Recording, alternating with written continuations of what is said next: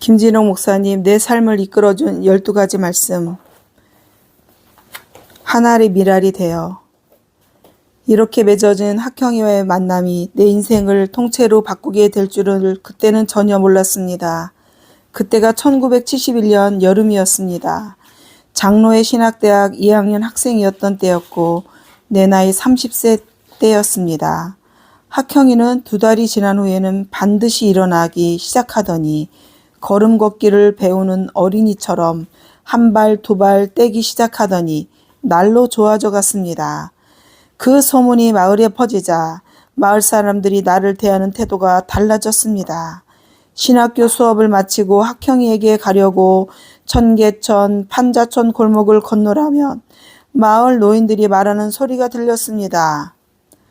저 양반, 학형이네 집 아들 곱추병 고친 양반이야. 우리 저 양반께 우리 동네에 예배당 세워주라 하세. 우리 손주들 예배당 댕기면 좋을 걸 배우지 않겠나? 한 젊은 여인은 내게 말했습니다. 선생님, 예배당 언제 세워지나요? 예배당 서면 우리 부부는 다니기로 했구먼요. 이런 말을 여러 번 듣게 되니 마음에 사명감이 떠올랐습니다. 아하, 학형이를 통하여 이 마을에 교회 세우는 것이 예수님의 뜻이로구나. 이런 사명감이 마음에 떠오르자 학형네 집을 오가며 마을 사정을 천천히 살피기 시작하였습니다. 청계천이 지나가는 마장동 지나 한양대학 뒤편인 송전동 74번지 1600세대 판잣집이 다닥다닥 이어져 있었습니다. 그 시절만 하여도 우리나라는 경제사정이 바닥이었습니다. 판재촌에는 끼니를 잊지 못하여 굶는 가정들이 있었고 아직 의료보험은 꿈도 꾸지 못하던 시절이었던지라 병이 들어 치료받지 못하고 죽어갔습니다. 나는 청계천 판자촌의 청계천 뚝을 걸으며 생각하였습니다. 예수님, 지금 서울을 방문하신다면 어디로 오실까? 명동을 거쳐 세종로로 가실까? 도를로 잘 지어진 대형교회로 가실까? 선남선녀들이 사는 부자 동네로 가실까? 아닐 것이다. 예수님은 내가 지금 걷고 있는 청계천 뚝길을 건너 이 판자촌으로 오실 것이다. 내가 이곳에 교회를 세우고 이 마을 주민들과 열심히 살고 있으면 이곳에서 예수님을 만나게 될 것이다. 이런 생각이 자라 그 마을에 교회를 세우게 되었습니다. 내 삶을 이끌어준 4번째 말씀, 가난한 자를 위한 예수.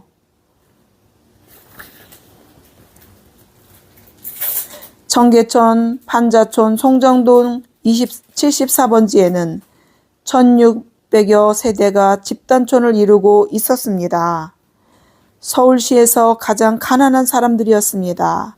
마을 주민들이 학형이네가 곱추병에서 나았다는 소문을 듣고 나에게 예배당 세워달라는 말을 몇 차게 듣고는 그 마을에 교회를 세우는 것이 나에게 주어진 사명이란 확신이 들었습니다.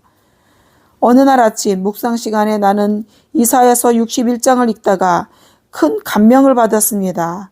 이 말씀은 나에게 빈민 선교에 헌신하라는 확실한 예수님의 명령이었습니다.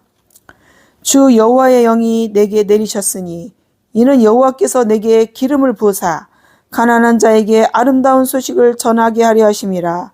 나를 보내사 마음이 상한 자를 고치며 포로된 자에게 자유를, 갇힌 자에게 노임을 선포하며 여호와의 은혜의 해와 우리 하나님의 보복의 날을 선포하여 모든 슬픈 자를 위로하되.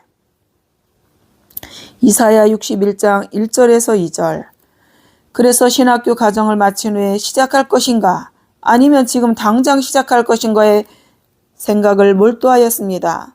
내가 다니는 장로의 신학대학은 강장동 워커힐 곁에 있습니다. 저녁나절 워커힐 뒷산으로 올라가 묘지들 사이에 꿇어앉아 하나님께 간절히 기도를 드렸습니다. 하나님, 청계천 빈민촌에 개척교회를 세우고 빈민들과 함께 살아가며 섬기는 일을 하기를 원합니다. 지금 시작하여야 하겠습니까? 졸업 후에 시작하여야 하겠습니까? 열흘 정도 기도드리는 중에 마음에 확신이 임하였습니다. 미루지 말고 지금 당장 시작하는 것이 옳다는 확신이 들었습니다. 교회를 개척해야겠다는 내 결심을 동급생들에게 말하였더니 모두 염려스러운 마음으로 충고하였습니다. 김진홍 전도사, 생각은 좋은데 지혜롭게 하여야 하지 않겠는가? 아무런 준비도 없이 무작정 빈민촌에 들어가서 나중에 오도 가도 못하는 낭패를 당하지 않을까? 그렇게 염려해주는 핵심이 경제적인 뒷받침이었습니다. 동급생들이 권하기를 빈민촌에 교회를 개척하려면 그렇게 맨주먹으로 의욕만 앞세워 시작할 것이 아니라 큰 교회의 지원을 받든지 아니면 사업을 크게 하여 장로님의 후원을 확보한 연후에 시작하는 것이 지혜롭지 않겠는가 하는 충고들이었습니다. 나는 그런 염려가 일리 있다는 듯하여 그 문제를 놓고 며칠간 산기도를 드렸습니다. 기도드리던 며칠째 고향에서 지내던 어린 시절 생각이 떠올랐습니다. 청송 안덕 사부실 마을에 살던 어린 시절 우리 가정은 외갓집 아래채에 살았습니다. 외갓댁은 대농이어서 머슴이 둘이나 되었습니다. 아침나절에 큰 머슴이 일터로 나가면 외할머니께 신고하였습니다. 할머니 태코가 신호댁이어서 머슴이 말하기를 신호띠요. 난 오늘 가수원에 나갈랍니다. 하면 할머니는 고개만 끄덕이며 알았다는 신용을 하였습니다. 조금 후에 작은 머슴이 나가면서 신호띠요. 나는 오늘 모짜리판으로 나갈랍니다. 하면 외할머니는 그냥 고개만 끄덕이며 아는 체를 하였습니다. 그런데 할머니는 잠때면 숙모를 시켜 물과 참을 가져다 주게 하고 점심 때면 점심밥을 보내곤 하였습니다. 머슴들은 그냥 나가서 일만 하면 주인이 때를 따라 먹을 것 마실 것을 보내주었습니다.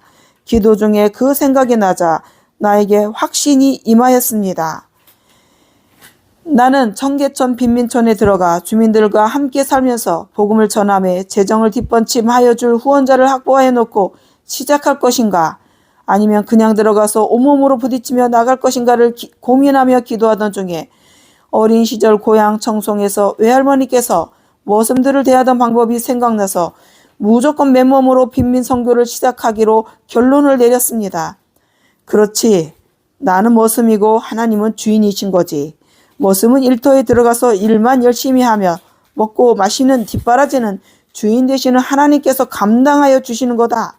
머슴이 내가 먹고 사는 것까지 염려하는 것은 주제넘은 머슴이야. 나는 무조건 일터로 들어가 열심히 일하면 되는 거다. 그렇게 하는 것이 머슴의 도리야. 이런 결론에 도달하게 되자 나는 신속하게 움직였습니다. 전세에 들어있던 집에 전세값을 빼서 판자촌에 판잣집 한 채를 사들였습니다. 판잣집 안에 방들을 다 얼고 마당에 가마니를 깔고는 예배 처소로 만들었습니다. 강대상에는 사각 개짝 둘을 겹쳐놓고 그 위에 흰 배를 덮어 강대상으로 마련하였습니다. 교회 이름을 할빈교회라 지었습니다. 할빈교회란 이름은 홍길동전에서 따왔습니다. 할빈당의 대장인 홍길동이 가난한 백성들을 살리는 운동이라 하여 할빈당이라 이름 지었습니다. 나는 생각하기를 홍길동의 방법이 아니라 예수 그리스도의 사랑의 방법으로 가난을 물리치는 교회가 되자는 뜻으로 할빈교회라 지었습니다. 청계천 빈민들의 가장 열악한 생존 조건에서 살고 있었습니다. 가난을 숙명으로 받아들이고 있는 주민들에게 예수의 복음으로 활력을 불어넣어 희망을 일으키며 생명을 불어넣는 교회가 되자는 의미에서 지어진 이름입니다. 1971년 10월 3일 주일이자 개천절이었던 오후 3시에 창립 예배를 드렸습니다. 창립 예배를 드리는 자리에 껌파리 단무지 장사, 손수레로 행상하는 장사, 그리고 농마주의 청년들 50명이 모였습니다. 나는 창립 예배 설교의 성경 본문으로 이사서 61장 1절에서 4절의 말씀을 읽고는 먼저 교회 창립날의 개천절인 10월 3일에 드리는 이유를 설명하면서 설교를 시작하였습니다. 단군 시조께서 10월 3일에 나라를 여시고 그날에 하늘이 열리는 날이란 뜻에서 개천절이란 이름을 하였습니다. 오늘 시작하는 할빈교회는 청계천 빈민촌에서 가난에 눌려 살아가는 주민들에게 예수님의 사랑으로 하늘이 열려 희망의 삶을 시작하는 뜻을 살려 이날에 교회를 창립합니다. 그날 창립 예배 설교를 하며 하얼빈교회를 창립하는 창립 정신으로 5가지 선포 정신을 선포하였습니다. 그날에 선포한 선교 정신 5가지는 52년이 지난 지금에 이르기까지 하얼빈 둘의 선교 운동의 기본 정신으로 이어오고 있습니다. 오늘은 여기까지 하겠습니다. 다음에 86쪽부터 읽어드리겠습니다.